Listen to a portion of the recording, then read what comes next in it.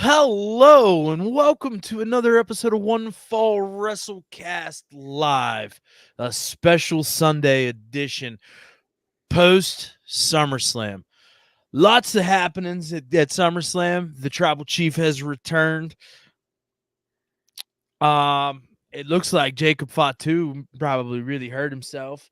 Dom has turned on Mommy. The Judgment Day is no more. And Logan Paul makes a oopsie. Can't wait to have a chat. We'll see you on the other side.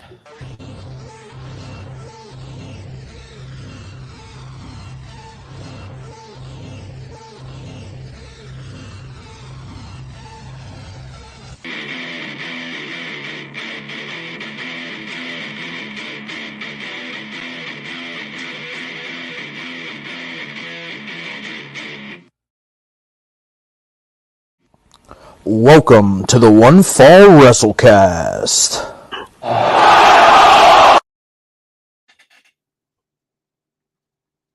What's up, dude?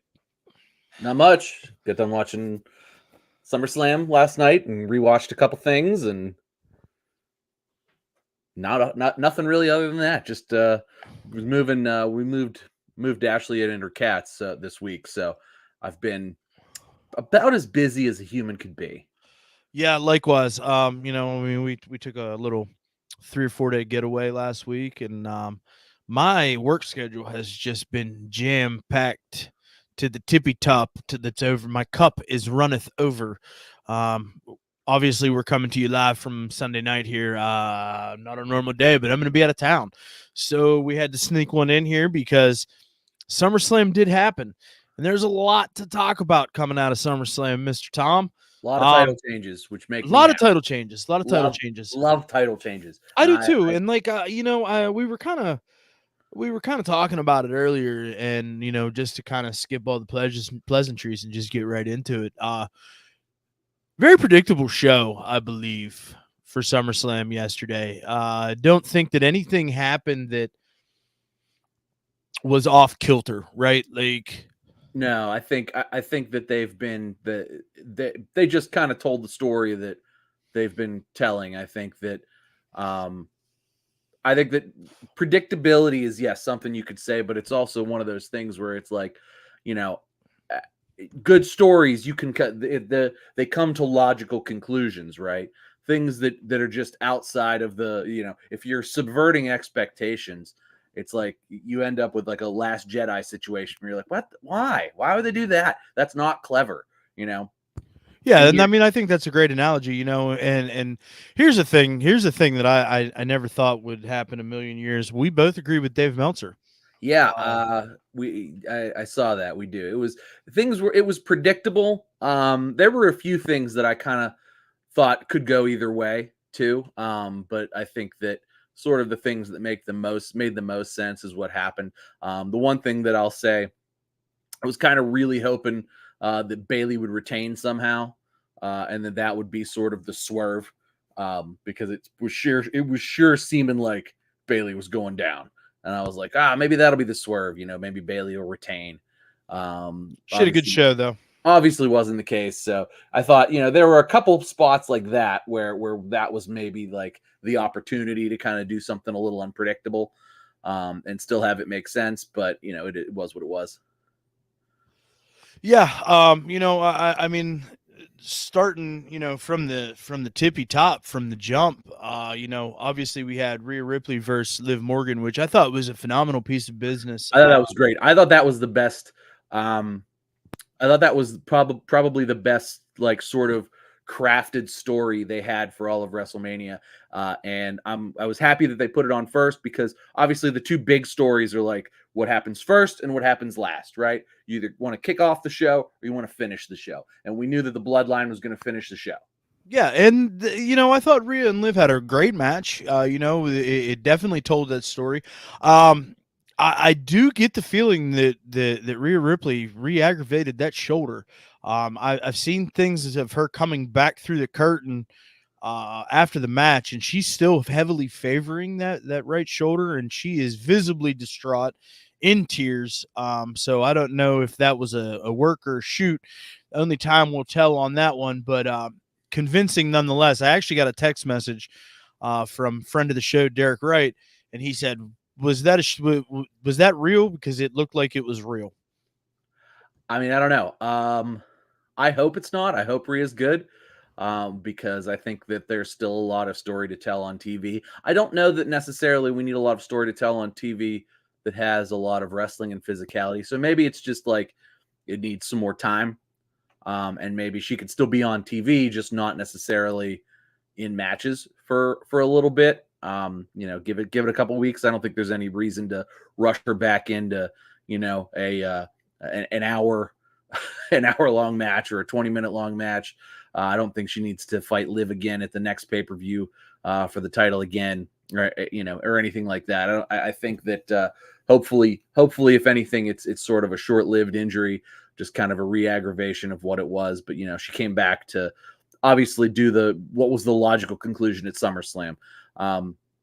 And I thought this was a good piece of business, but like you said, it kicked off the show, and it kind of kicked off what would sort of be a theme, I think, for the show, was like sort of everybody every match sort of having some outside involvement. And there might have been too much of that,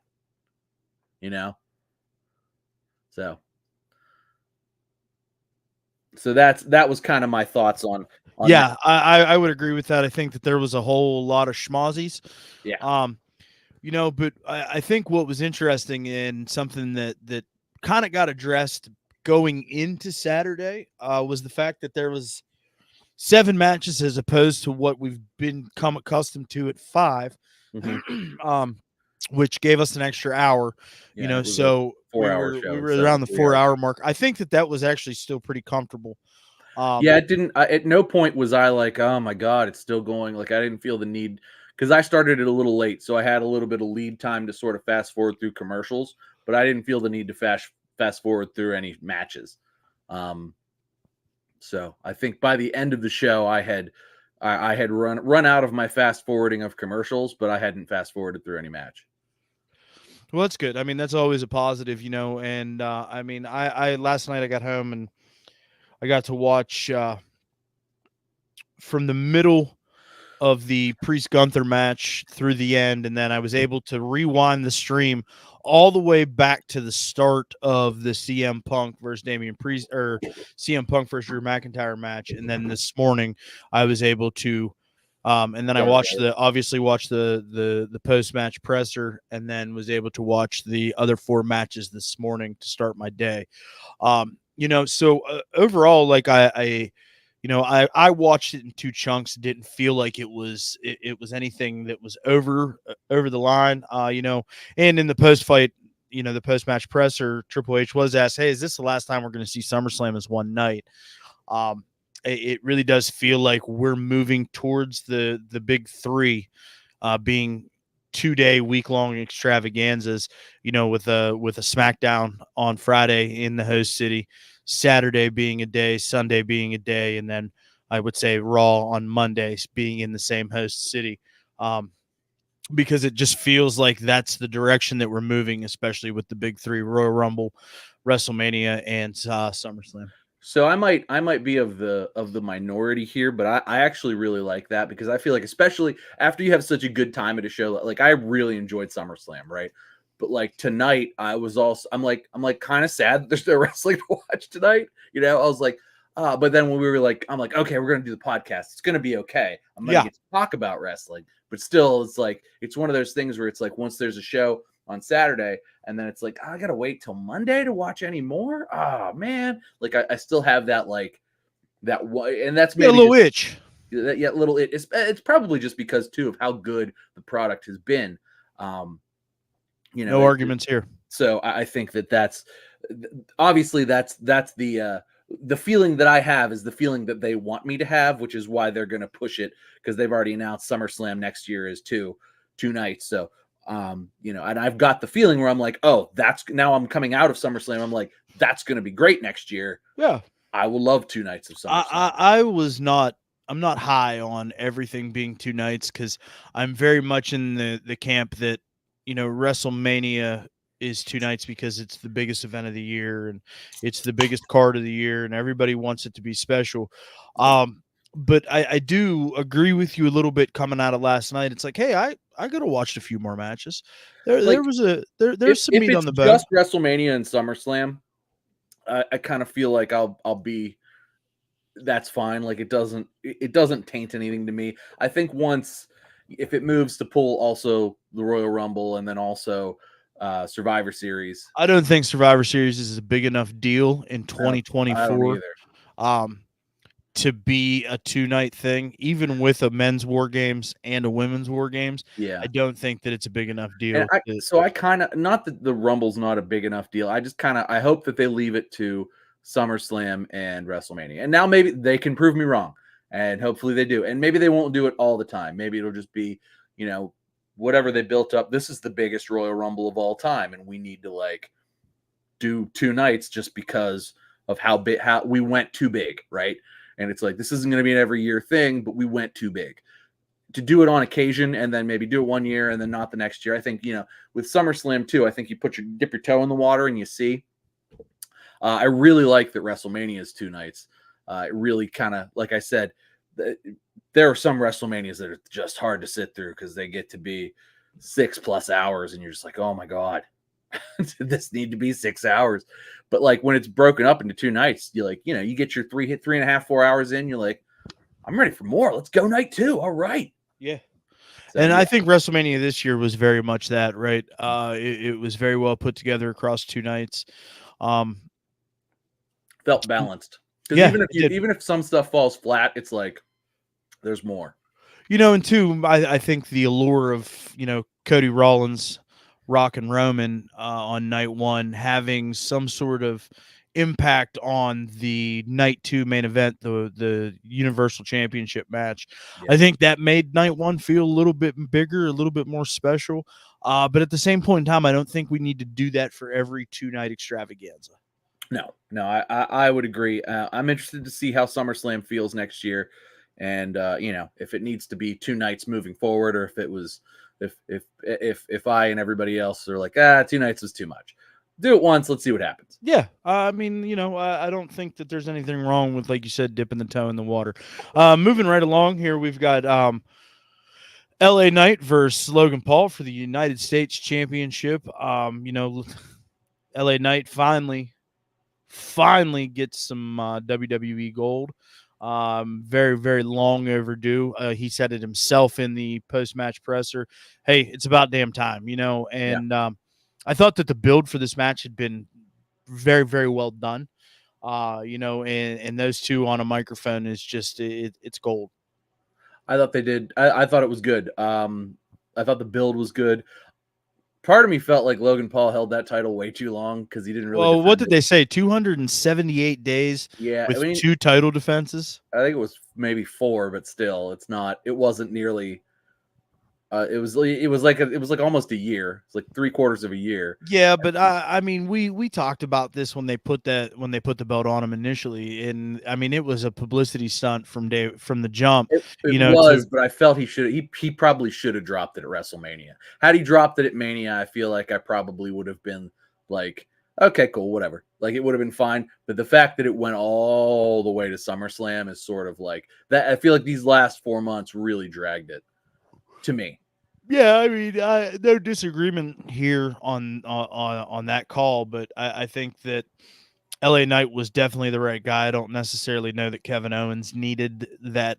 No, he didn't. That rub, that Logan Paul rub. And the amount of the amount of coverage that the United States Championship has received since the Royal Rumble when Logan Paul won that thing has been phenomenal. For the company. I mean, Logan Paul takes that thing fucking everywhere. He was like sitting courtside at the Lakers game with it. Like, his brother fights on pay-per-view. He's sitting there with it. He walks a red carpet. He's got it. It was a business. It was a business proposition from day one. And, we've talked about this in the past with the likes of Becky Lynch and, The Miz and, they look better with a title on their shoulder whenever they go do these things. And I think that they utilize Logan Paul in that purest of forms as far as the business is concerned. Yeah, and it looks good too when it's like, because especially now with all the titles that have the big logo on there that like is front and center, and you can Well, the see United States doesn't. I mean, it's at the top, and I mean Yeah. it's probably about 3 inches, but like, you know, but every time he's carrying it too, like they'll show him in the crowd and then they'll give the little marquee underneath and be like, WWE US champion Logan Paul. So it's a cool rub in that regard. I don't know. It's just my opinion. At this point, are we still surprised at how good Logan Paul is in ring? No, I thought his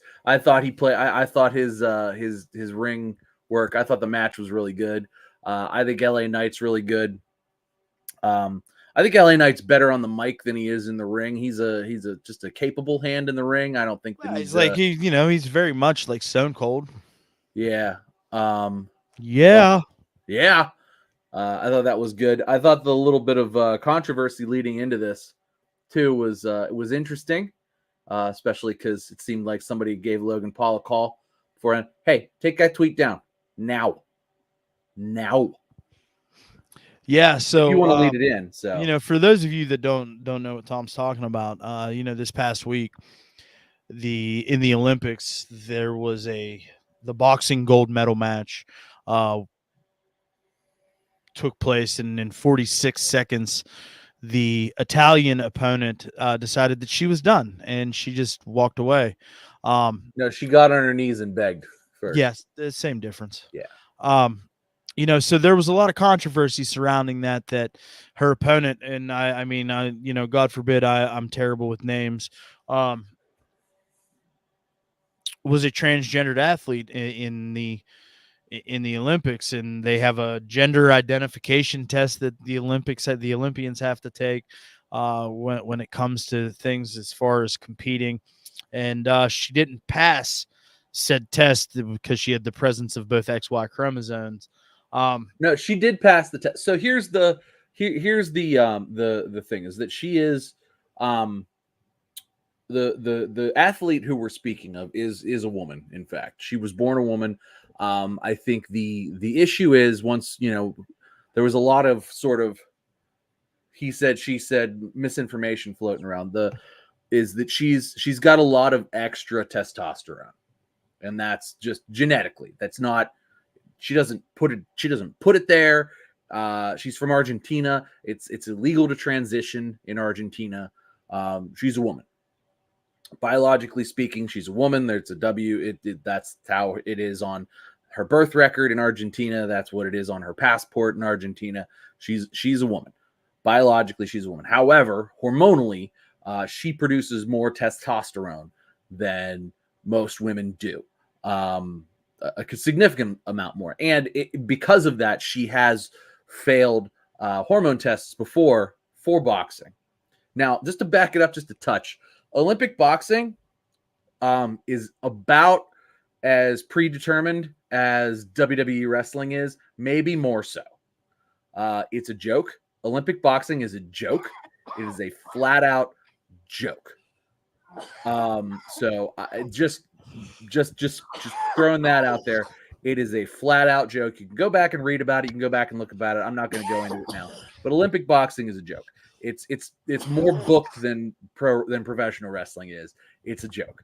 That being said, she did pass the hormone tests for the Olympics this year. She had failed before because of that. So, I mean, due to this, due to the extra testosterone, obviously she's bigger. You can see it. It's a visible, like you can tell. You look at her and you're like, holy shit. And she hits real hard and bam, bam. And the Italian cried wolf. Not cried wolf. The Italian bowed out and cried. I've never been hit this hard before in my life. But you know what? That's Olympic boxing. You know what? You don't want to get hit hard. Maybe don't be a boxer. I'm not going to go into like whether or not, transgender athletes and whether or not they should be able to compete one way or the other. I think particularly in combat sports, it can be problematic. And it's one of those things. Absolutely can be problematic. Absolutely. Right. Exactly. I mean, it's definitely problematic in combat sports. And in plenty of other sports as well. But I'm not an expert on it, and in this case, it's not even a matter of she's just genetically, and for what it is, she was born and has more testosterone. So here's the big question, Tom, that everybody that has been living under a rock wants to know: how does Logan Paul tie into all of this? So what Logan Paul did is that after this happened, he tweeted about it and he said it was evil. He said it was like the most evil thing he had ever seen, or something like Purest form of That's what it evil.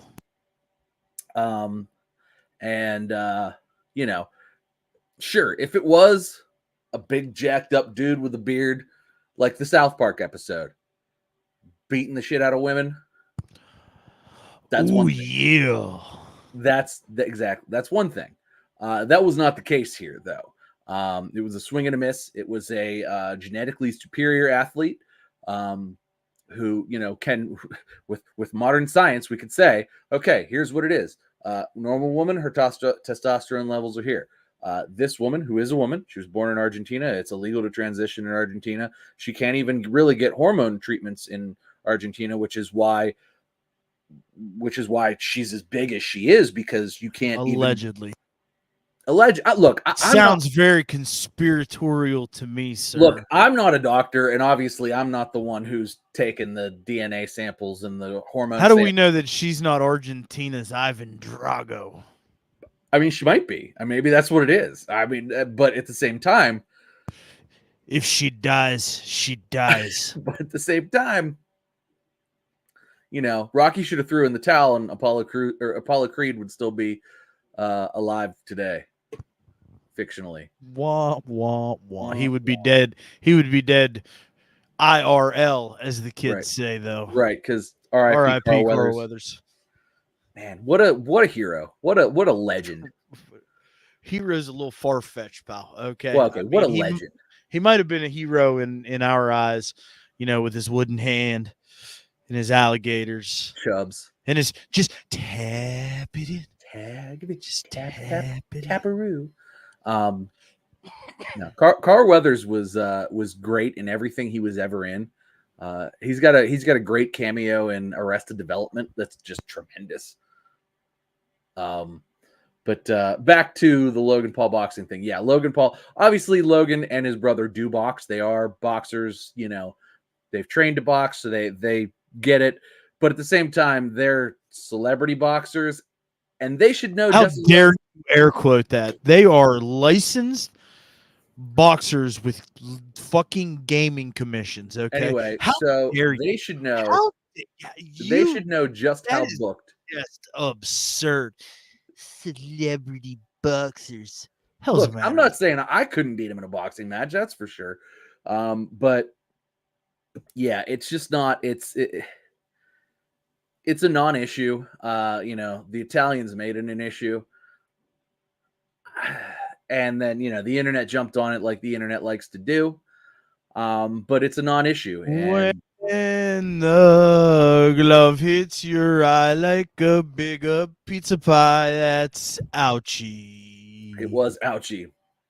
I went back and watched it because I don't know about you, but I watch the Olympics, but I don't watch Olympic boxing because I already watch pro wrestling every week. I don't need to see another fixed sport. Bro. What? That is I'm allowed to say that boxing is absurd. Fixed. Okay, what is Don King going to show up and whack me? That is listen. Is he dead? I think Don King. I think he's dead too.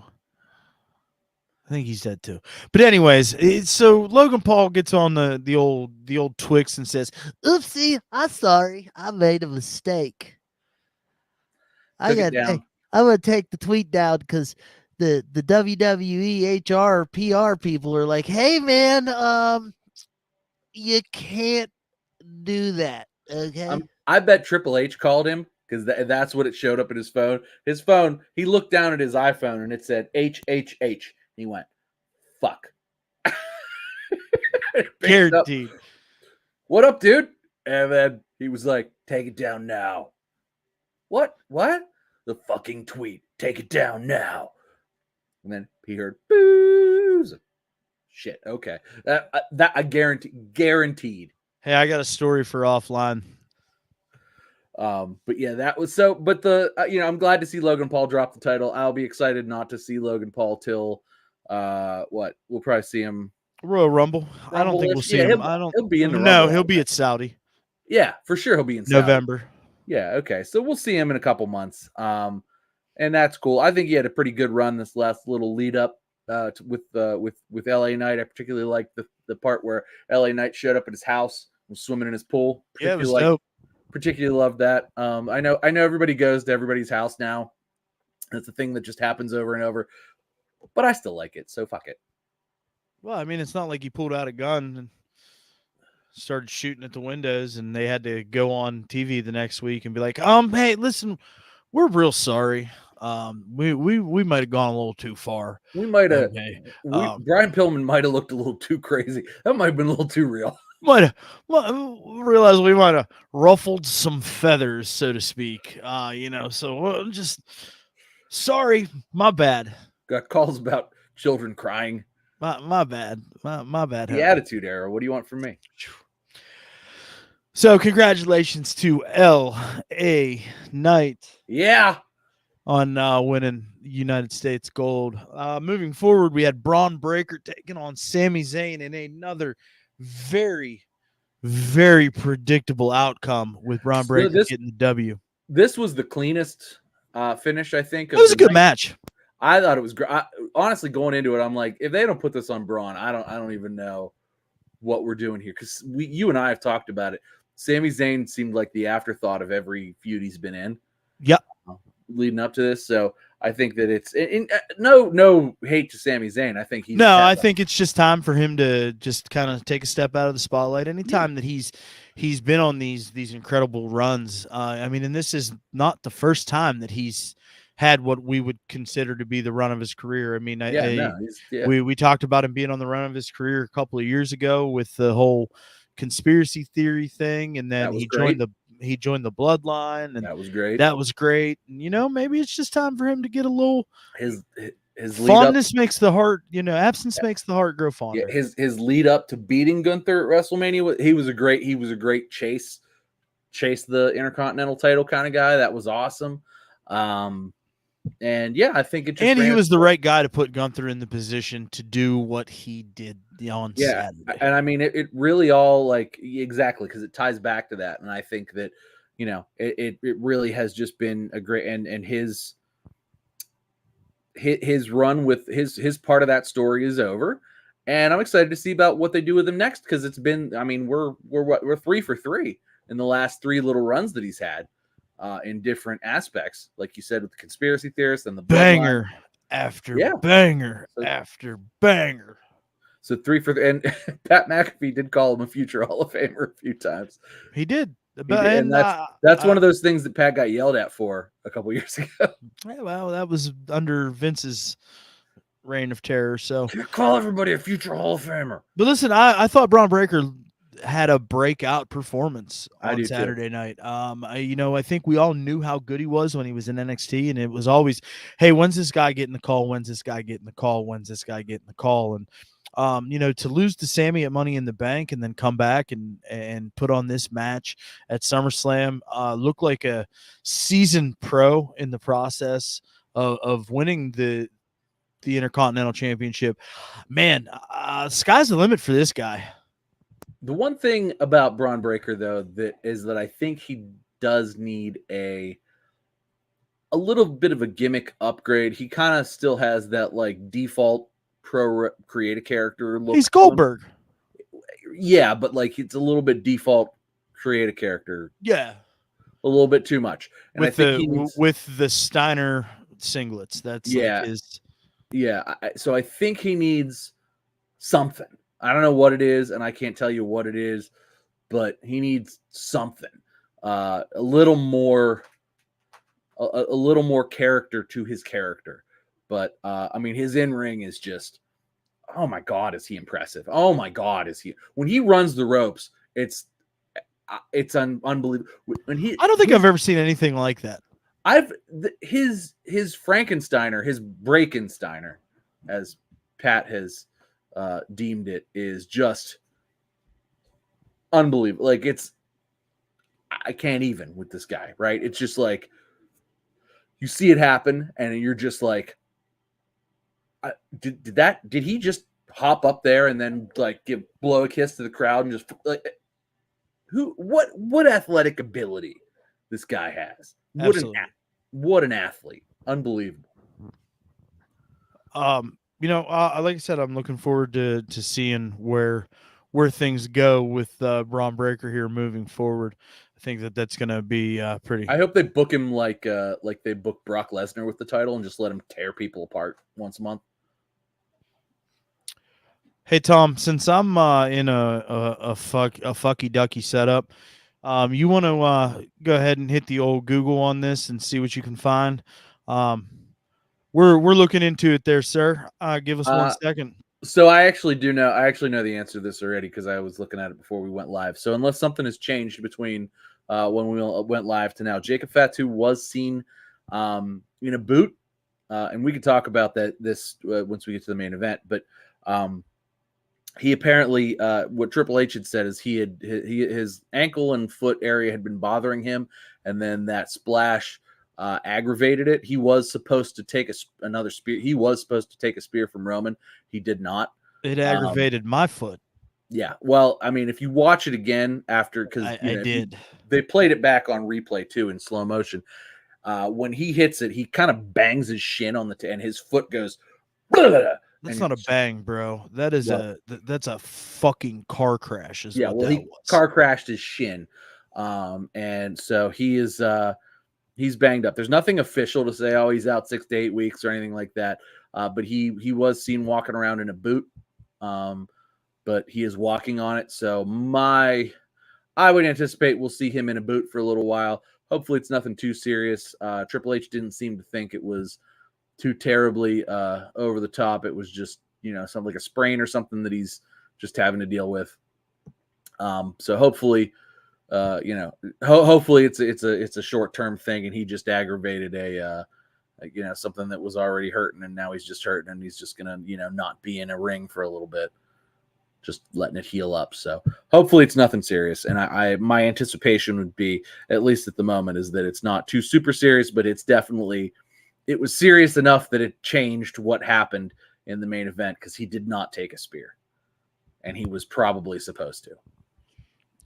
So follow-up question on that, and it's live, so we'll go after it. You think he'll be back by Bash Berlin?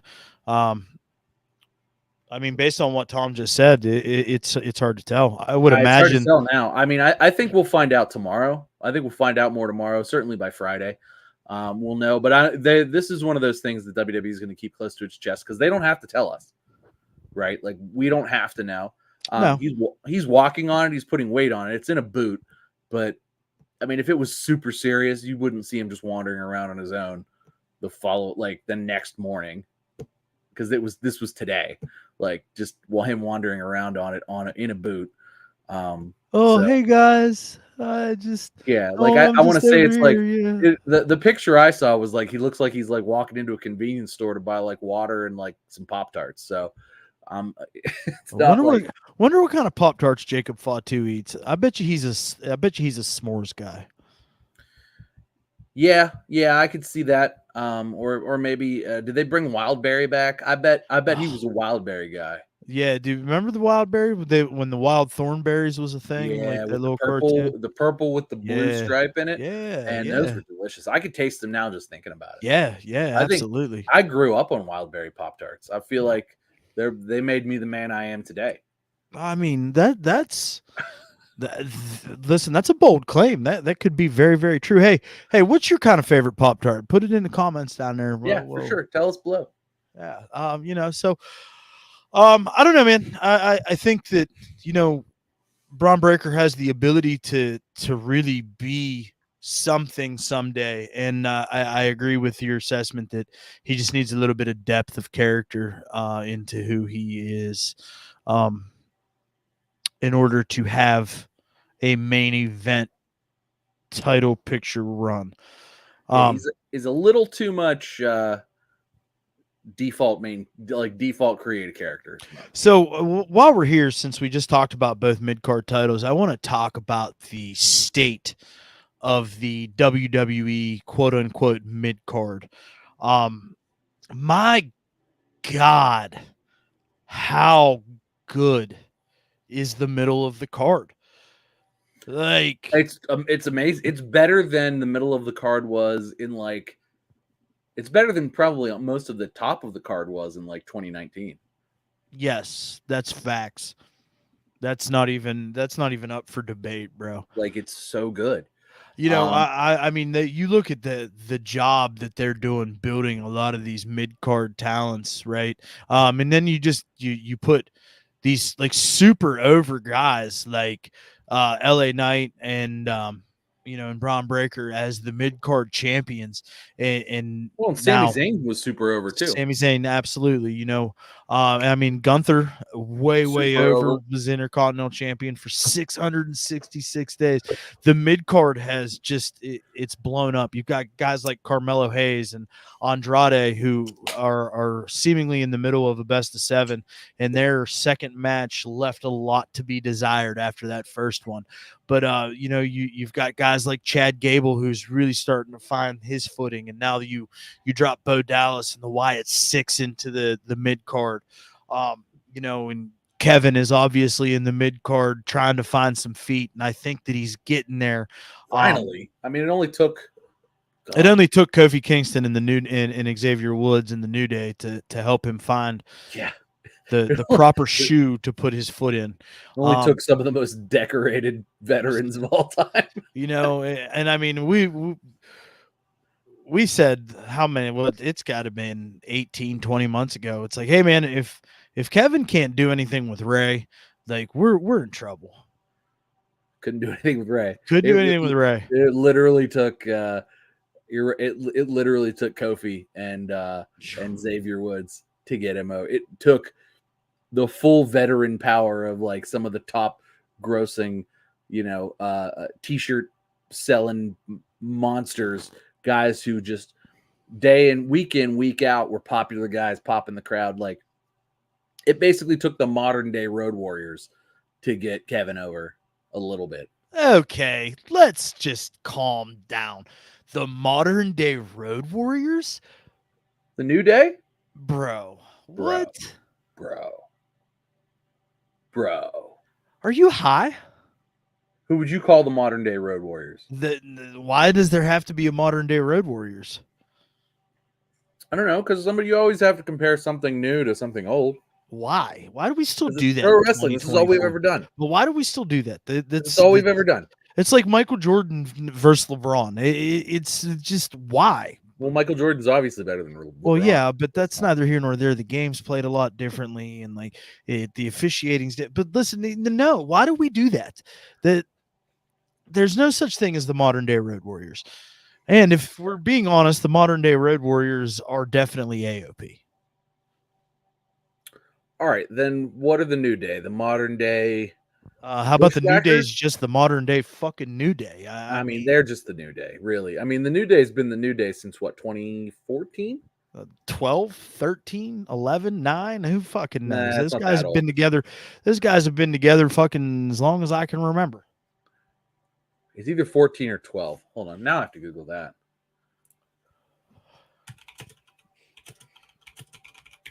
Fucking modern day Road Warriors. July 1st, 2014. I was right. Oh, look at you. I love when I'm right. Yeah, well, it doesn't happen very often, but even a blind squirrel finds a nut every once in a while. Come on. With dates, I am impeccable with dates. Okay. Yeah. That's how I understand how things work. Yeah. It's based on years, not based on anything else. Okay. I'm the only person who was ever that good at dates in history class. So, circling back, getting this fucking train back on the tracks. Fucking modern day. I almost did it that time. I mean, just like I'm the modern day Bobby the Brain Heenan. I'm the modern day Maharaja. Exactly. I don't even know what that means. I don't know what a Maharaja is. I don't but either. Let's go with But that. it sounds important. I think it's a king or something. I don't know. It We'll go sounds with a important. king.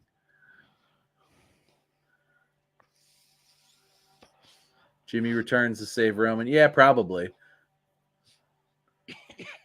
Yeet. How Yeet. about Jay? Where's Jay fit into all that? Listen, Where is Jay? listen. Jay asked for The mommy's football number. extraordinaire. Listen, we appreciate that you are super engaged with Roman Reigns, but we are not there yet. We'll get there though. I promise we will get there. We'll promise. We're doing the obligatory run the card thing. But who's next for the two new mid card champions? I mean, who is a title challenger for the United States? It's got to be Carmelo Hayes, right? I mean, it's got to be or Andrade, or maybe Andrade's beat Carmelo the last 2 weeks. It's probably Andrade actually, and then it probably Carmelo costs him the title, and then it ends up being a triple threat somehow, and then they move on from there. Like it'll be cool. I'm excited. I'm excited. It'll be neat. Like there's so much possibility, and I think that's the idea too. Is that like now there's so much possibility in the mid card. Like they got to fill that time, in the middle of the show, especially, or the beginning of the show. And just fill the show. And so now we've got all this stuff that can just be woven through. Braun should face Ilya first. See, we've seen that already, though. We just saw but that. it is a fun match, though. Look, that was my favorite match. It's a fun match. Was it 2 weeks ago? That was my favorite 2 weeks match. ago when we did the last show, because I decided to go to the beach and get sunburned. And now it looks like I'm wearing a red tank top when I don't have a shirt on, despite just applying gallons of sunscreen. Fucking Irish Viking over here, bro. What am I supposed to do, man? Like your people aren't from the sun. No. Like I go out without sunscreen a lot of times, and I just come back a little more olive colored. Sheamus, I could get behind that. In fact, if that happened on, Monday or Friday, I'd be down with that. But let's go with that. I'm into that. I think. What was the next match on this card? So the next match on this card would have been the long-awaited return of one Phil Brooks. April, that son of a bitch has my bracelet. Hey, thanks for that sub, pal. We appreciate it. Love you, buddy. Hang out with us. Yeah, man. Hang out. I love this match from start to finish. This was booked so well. I love that they stuck it in the middle of the show too. Oh, it was great. It was like this was the story I wanted, and so many people. I gotta kick the internet while they're down. The internet wrestling community was all like, Seth Rollins isn't taking this seriously, showing up in his frilly referee outfit. I'm like, no. Have you not watched Dave Seth said Rollins? that. Dave said that. Oh, Dave said that? Okay. Dave said that. Okay. Well, I didn't understand why they just had to just drop Seth Rollins in this angle, this story here. It just doesn't make sense to just with Rollins with all this comedy and it's just the thing with the thing and the thing with the frills and the thing. So both Dave and Brian Alvarez don't get what Rollins is doing right now, and I fucking love it. Like it is so over, bro. He's like a modern day Adrian Street, right? Or like Nature Boy Buddy Roberts, or like it's so good. Everything he's doing is so good, and he's a fucking superhero, bro. And when he comes out in that stuff, it's like that's what I expect. Like, had he just come out dressed as a ref, I would have been disappointed. Yeah. Like, I would have been disappointed. But no, he had silver sparkle pants on. And this was like after on Monday he came out with your fucking Sabu pants. Yeah. It was so good. It was so good. And I thought he was great throughout because he kept getting involved and he would let things happen. Sometimes they'd kick up. He'd just be laying on the ropes. It was awesome. So I thought Seth added a ton to this match because also remember at WrestleMania and then following it Backlash, like if it weren't for Drew and it weren't for Punk and it weren't for Seth Rollins would be the champion. But Seth was not. Cha.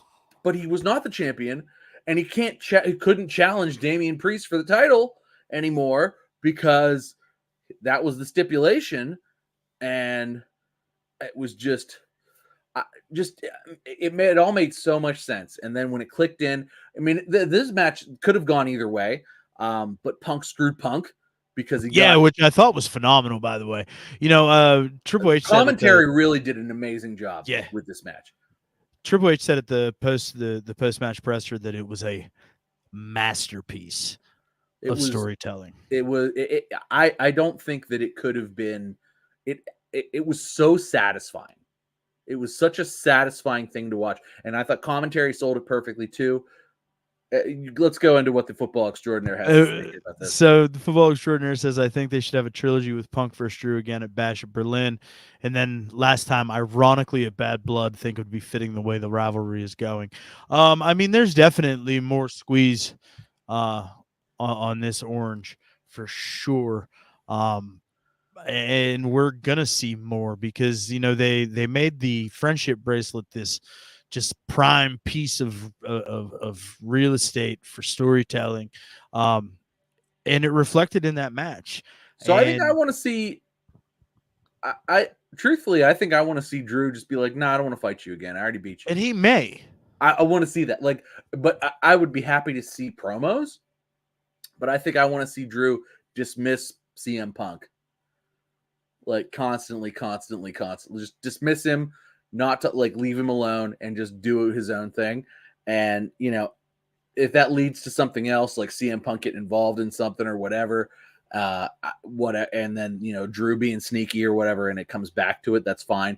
But I do want to see that happen. That's how if it does happen that way, I want to see it happen in a way to kind of send Drew, to send Drew, just have Drew send Punk away. I'm done with you, old man. Leave me alone. And as far as AJ Styles' return, I don't know that I don't know that they insert AJ in this. I don't think they do. Nah, he's been enjoying some catering these past several weeks. Yeah. I mean, he was in the ring on the tour of Japan. Which made a lot of sense. So was Shinsuke. So I mean, he's healthy, he's performing. He's just not on TV. Yeah, he's not involved in anything right now.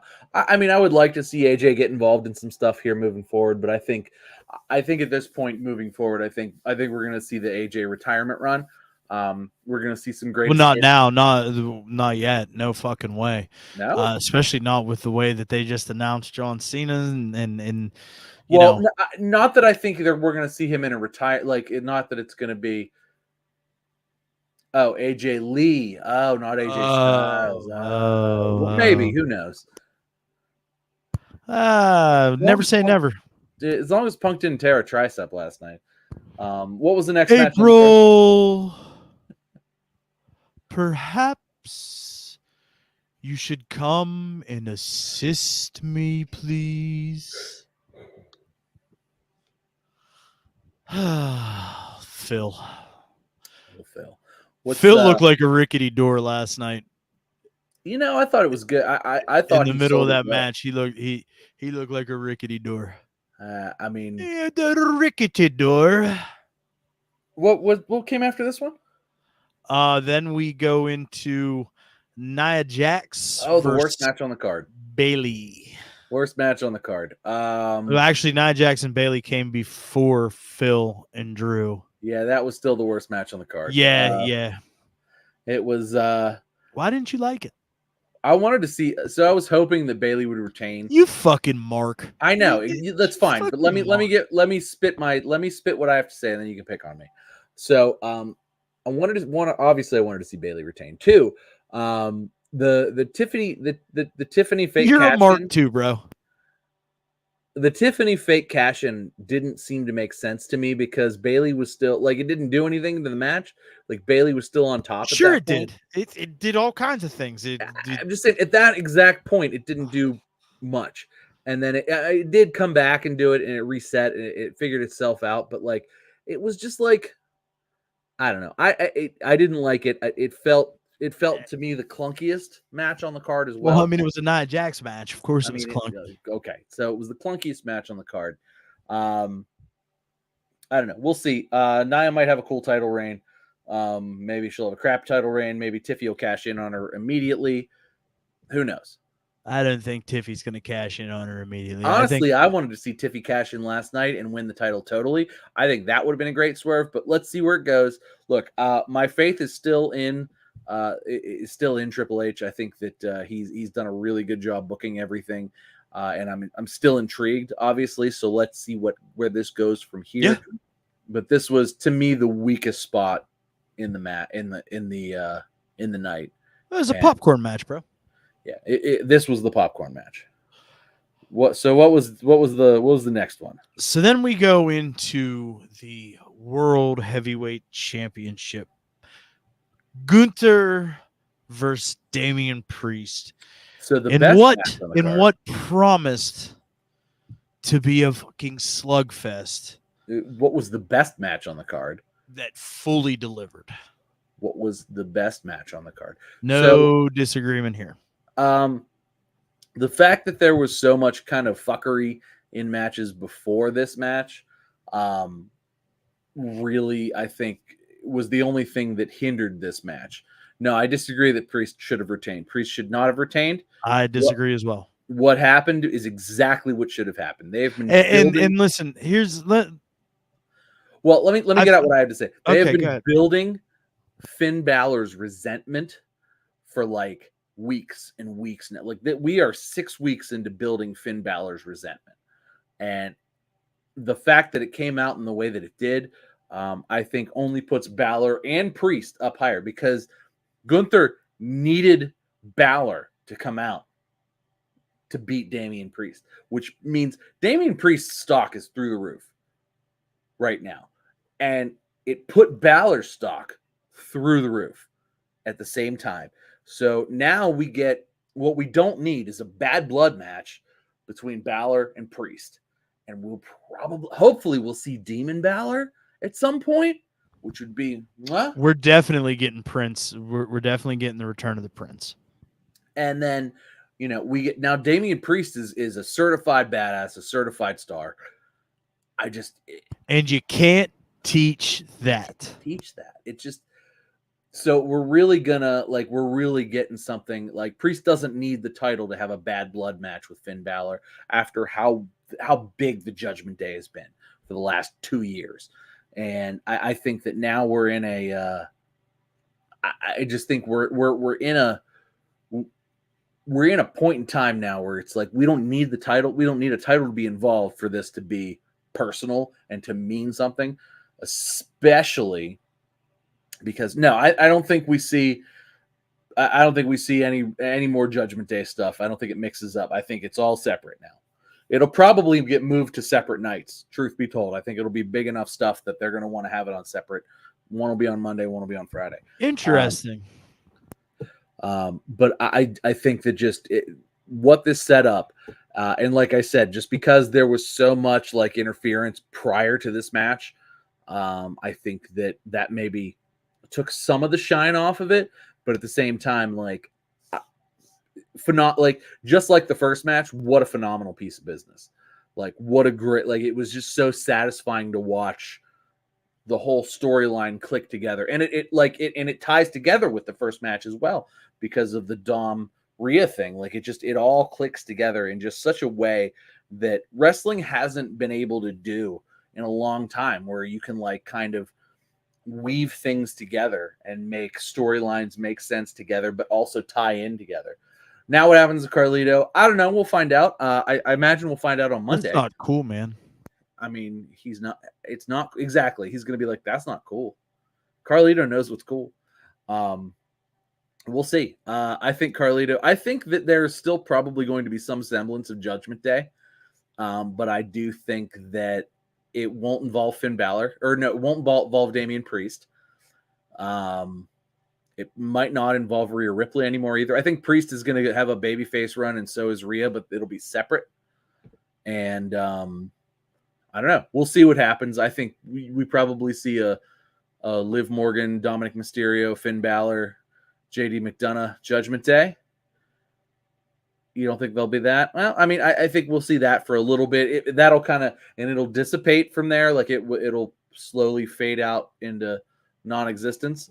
And then we'll go from there. But like so much, it's like it really like it put a nice bow on the end of what's been happening, but it also sowed the seeds for like a bazillion other ways it can go.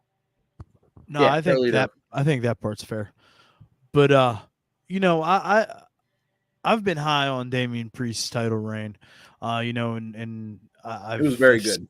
I said that we've watched him grow week over week and watched him become a viable world champion. And I believe that. But there was no way in hell the way that Gunther has been built over the last 3 years. Yeah. No, since his main roster call up, that he was losing that match. No fucking way. There was not a fried eggs chance in hell that was happening. Right? No. Like there was no way. There was no way Damian was what people would have rioted. If Damian Priest beat him clean, there would have been a riot. So I think that match happened the way that it was supposed to happen. Obviously, the wrinkle with Finn Balor, putting the foot on the rope, gives us an out to continue to tell a story. Hey, you needed help to beat me. What about Priest versus Braun IC title at some point? Take my money. Yeah, I'd be into that.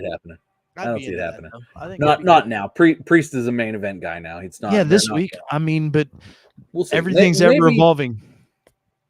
Maybe a year from now, but I don't see it anytime soon. So after this match was the main event? Main event, which was a Bloodline Rules match. Solo Sikoa versus the American Nightmare. So this was almost more of an angle, really, right? 100%. Like there was just so much running in and the Bloodline, and here they are. Bloodline Rules. As soon as they set that shit up on Friday, I knew they tipped their card. They tipped their hand. Do you know what I'm saying? Like, yeah. Oh, we're gonna have Bloodline Rules match. Oh, Roman's coming back. Yep, Roman will be there. It's the only way it made sense, right? Like, I don't. Man, the pop Roman got too. Woo, buddy, when that music hit, woo. It would have been like Hulk Hogan showing. It was like Hulk Hogan showed up in 1996. They were hungry for the OTC, bro. They were ready for it. That was another thing too. He comes out with that shirt wearing. He's got the OTC shirt on, and fucking Michael Cole's like, "Whoa, who's he here to help? Oh, brother, bro." His shirt says "Original Tribal Chief." Who you think he's here for? He's not here to help Solo. Yeah, it's probably only. I agree, not original. It's probably I would agree he's only tribal chief. And man, Solo sold it great too. I know Solo's not much of a talker.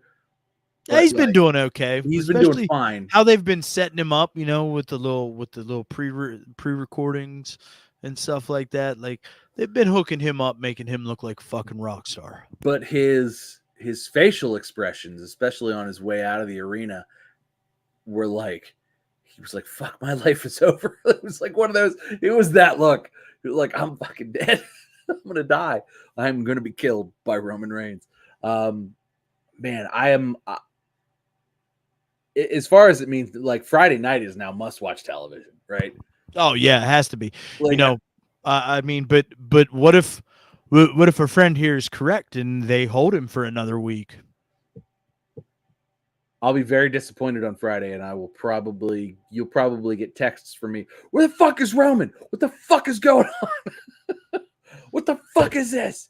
Because I think that's just like a built-in thing. Like SmackDown's starting with Roman.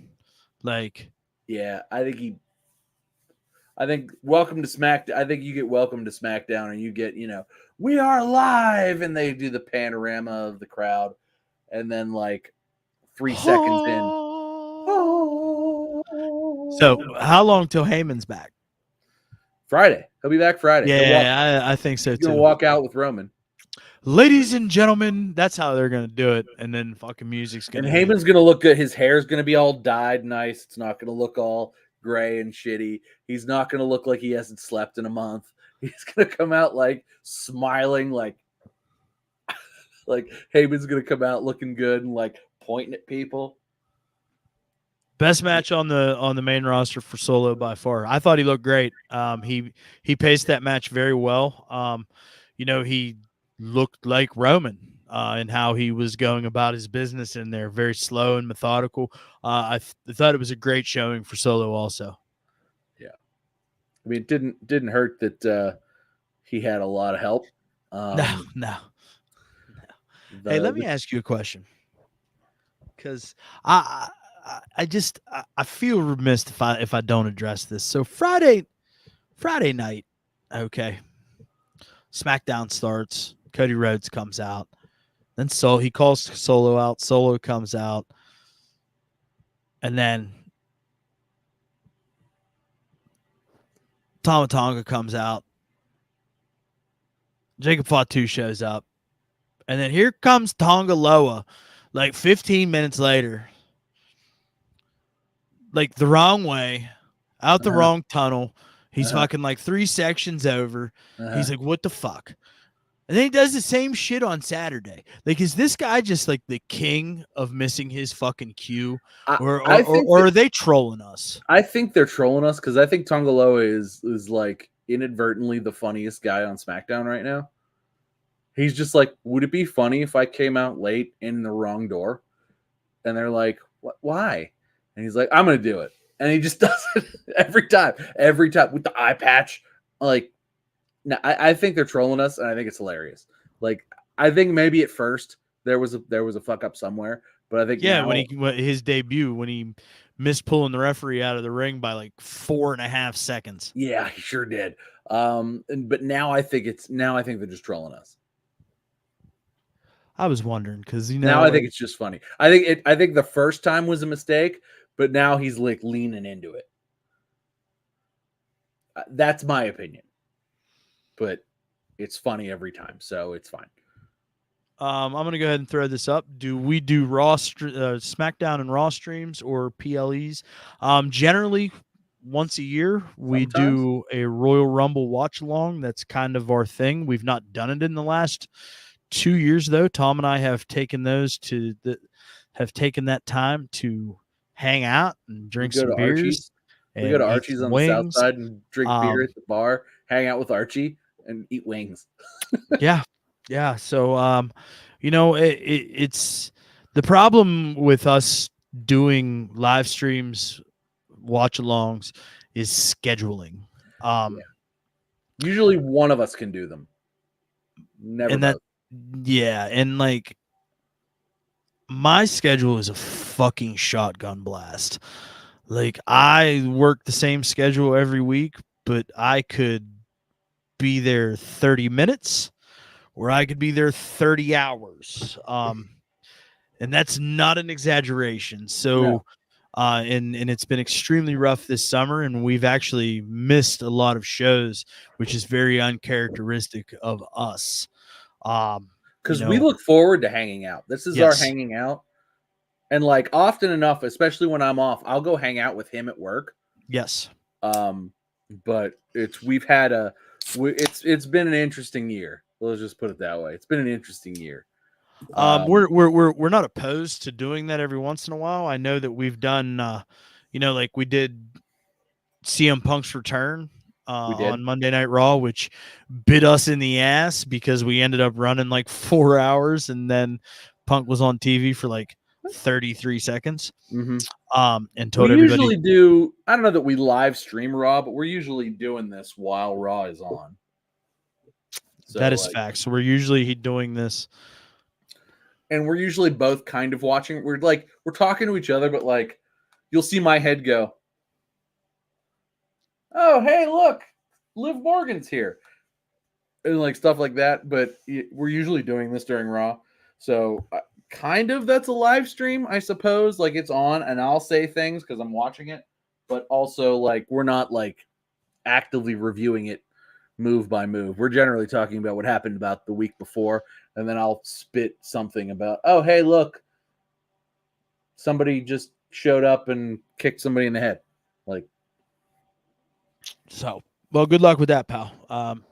We'll keep you abreast there. All PLEs. Okay. Well, hey, but if you're on, I'll probably just put you on, and then I'll see the chair. You can see the chair with the cat in it. Like, that's where I sit generally and watch things, or I'm in the room behind this room, on a couch. So that's how my PLE watching goes. So I'll throw you on, and I'll just be like, occasionally be like, Friday night I was laying over here watching TV, and I almost bought SummerSlam tickets to go to Cleveland. Yeah. It was also the National Yo-Yo Championship in Cleveland the same week. So I was like, I'm just going to stay in Pittsburgh. We're live on Mondays, every Monday 8:30. Yeah, as long as the last 6 months it's been like every other Monday, but I don't even think it's been 6 months. It's been like 3 months. Yeah. Walt and I like each other. We've been friends since we were like, I don't know, 6. Yeah. So like we make it a point to try to hang out at least digitally once a week. So. And then occasionally we'll mix in a Freestyle Friday. We've not done one of those in a while with friend of the show Pat Martin. He comes in and just sits there and asks us a bunch of questions, and we just kind of riff. Those are always fun. Yeah, and we're pretty. Sometimes it is fun because how many days a week? One-ish. But it's it's fun because like we'll text each other and be like, hey, I'm not busy today. And it'll be a Friday. And Walt's like, I'm not busy today either. It's like, how did these stars align? And then they just did. And then we hang out, and I have SmackDown on, and we talk about wrestling, and we have a good time. It's been a little while, but we're not opposed to them, especially when we're not busy. Yeah. Do you want to digitally hang out and watch wrestling and talk about wrestling? Or if we can hang out in person, sometimes we do that instead. Yes, because that's like fun too. We've done that, but yeah, we shall. We're due. Actually, we are due. I actually had an idea that I would like to discuss with you. No, we don't have to talk about it today, but we can talk about it in the coming weeks. I might pop in for lunch on Wednesday. Okay, I won't be there. I will be at a meeting, so I'm out maybe of town all week. I'm off on Wednesday, and I don't think I have anything to do at lunchtime, so I was planning on. All right, well, but if you're not there to bother, then I'm not going to bother you. We'll figure something out because I would like to have a chat about some things. Okay. But regardless, so overall, I thought SummerSlam was a great fucking card. It was very well put together. We addressed that it was very predictable from the onset, and that's okay because we got all the payoffs that I think that we wanted and or needed. And I'm excited to see where things are going to go moving forward. Yeah, it made me want to turn on the next. Like, I can't wait to watch wrestling tomorrow. Like, that's where I'll be at 8 p.m. either in that chair or on the couch in the room behind it watching wrestling. So either way, it did its job. Yeah, it sure did. One more thing that I really want to touch on before we go ahead and take it into match of the week. What you think about Friday night moving the tag titles on SmackDown? I actually really liked it. Truth be told. Really? So how do I put this? So I liked it in the sense that it made, because usually the SmackDown before SummerSlam, like I turned it on sort of half-assedly because I knew that SummerSlam was Saturday and I knew this was just going to kind of be like a build-up type of deal. But then once we got to the tag, I'm like, oh shit, this is a title match. Okay, let me sit down and watch this. And then when there was a title change, it was like, oh. Yeah, but you're a mark for a fucking title change. I am, though. So what did you think? Because I am a mark for the title change. I don't. It doesn't really make sense to me. Well, especially considering it's Jacob Fatu and Tama Tonga instead of Tongaloa and Tama Tonga, who Well, I don't are think clearly a tag team? Because I I don't mean, think Tongaloa is actually. I think that they're not really sure with Tongaloa's in-ring abilities because I mean, clearly, but like, I think I he's just there as like sort of a. Well, you're the other one. yeah, yeah. He's the last member.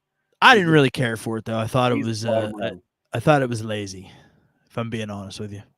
Well, I think they did it, and maybe you're right. I could see how you could think that. I think maybe they did it to kind of not make that show a throwaway because they put a title change on Friday to make Well, it. they put 2 title changes on Friday. What else changed title? The women's tag team titles. Oh, right, I forget about that all the time because that changes hands all the time, though. Yeah, well, I mean, it's like fucking hot potato, hot potato, hot Potato. potato, hot potato, hot Yeah, I potato, guess I hot never really think potato, about that one. potato. And also, no tag titles were featured on SummerSlam, so Well, there was they no had tag to. matches. Everything was. We It talked was about all that earlier. one-on-one. 14 people on the card, 15 if you include Rollins. Yeah. I don't know. Man, there I were a didn't lot of like. run-ins. I didn't care for it.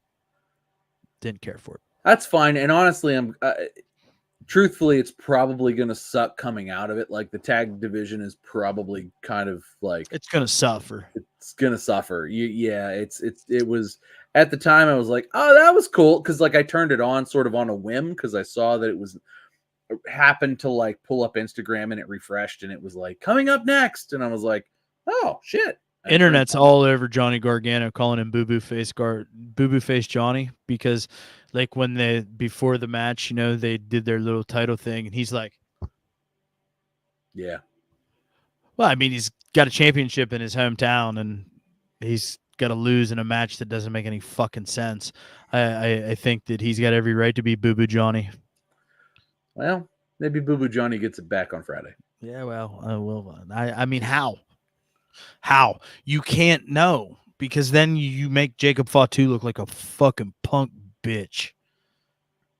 And Well, you've spent the last 6 weeks making him an untouchable monster. yeah, but he hurt himself and now he's in a boot. But they're not gonna know. All right. Okay. No. Those titles are gonna grow stagnant again, just like when they were with Waller and Austin Theory. Oh, we didn't even talk about Austin Theory eating shit on Saturday. That poor guy. Man, your daddy's not here anymore. Just gonna bury him 6 feet under. 6 feet down under. Yeah, that's their new tag team name. 6 feet down under. Good God. Oh, fuck Hit me. the button. Okay, I'll hit the button. Why are you hollering?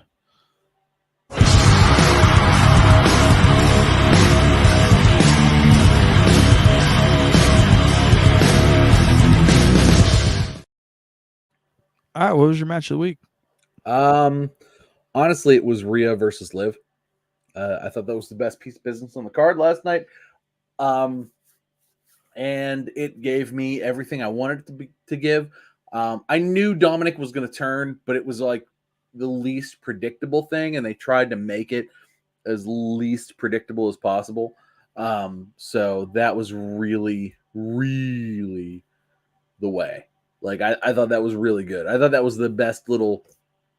They kicked it off sort of with like the best crafted story, the best crafted thing. And I liked everything about it because it was always kind of hard hitting and fast paced. But like Rhea's just so good. Like she is a generational talent in a way that just nobody, it's impossible to not have the camera just locked on her because not only is her wrestling incredible, her storytelling is incredible. I mean, and she was firing on all cylinders last night. So I thought that was, to me, the best match on the card. It's going to have the best implications coming out of it. It's going to be one of the most interesting stories coming out of WrestleMania. That was my match of the week. Walt. I'll see you later if you tune into my Raw stream tomorrow. You didn't have to. Well, unfortunately, my friend, I will be out of town at meetings, and maybe Tom will check you out. I'll give it a shot. So good luck with that, my friend. I'll give it a shot. Crowded space you're trying to live in. Crowded space. My match of the week was Gunther versus Finn Balor from Monday Night Raw. It was that was cool too. That was really cool. Yeah, great piece of business. A lot of good matches this week on WWE. I did not watch any AEW this week. It just continues to not scratch my itch. I've tried the last couple of weeks, man. I really want them to do something. I really want them to They were figure quiet this week. I didn't see an AEW either, but it didn't seem to ring any bells or do anything. So, yeah, man, SummerSlam's a good piece of business. Looking forward to the fallout from that, and hopefully we'll get some love on the AEW side of the coin this week. Some things will be epics and fun to watch. I don't know. I really don't know. But hey, if you're still hanging out with us, man, we appreciate the fuck out of you. If you could just go ahead and hit that thumbs up button, that would be awesome. As you can see, when you comment and you're engaged in what we're doing, we're engaged in what you're doing. We appreciate that very, very much. It makes our lives much, much easier. Check us out over on Twitter and Instagram at @1_fall_WC. That's ONE. Audio podcast. Also, check us out over there. Give us one commute to work. Tell your friends. Promise you won't regret it. I think we got pretty decent little fucking shtick here, bro. So it is what it is, man. I subscribed to the Football Extraordinary. You got one. So I'll check you out on Monday. Yeah, did you hit him with the throws and brews? Did. Funny. Hey, speaking of, I haven't seen you do a yo-yo review in a little while. Kind of taking a break. Okay. Sort of on a hiatus. A hiatus. So what am I going to start calling you Bruce Pritchard of the yo-yo world? Yeah, let's go with that. Okay. Great. Love it. On a hiatus. Love it. Yeah, man. So we're going to go ahead. We're going to get the hell out of here. Appreciate you hanging out. It's all love. Catch you next week. One Fall WrestleCast. Wafa. Eh.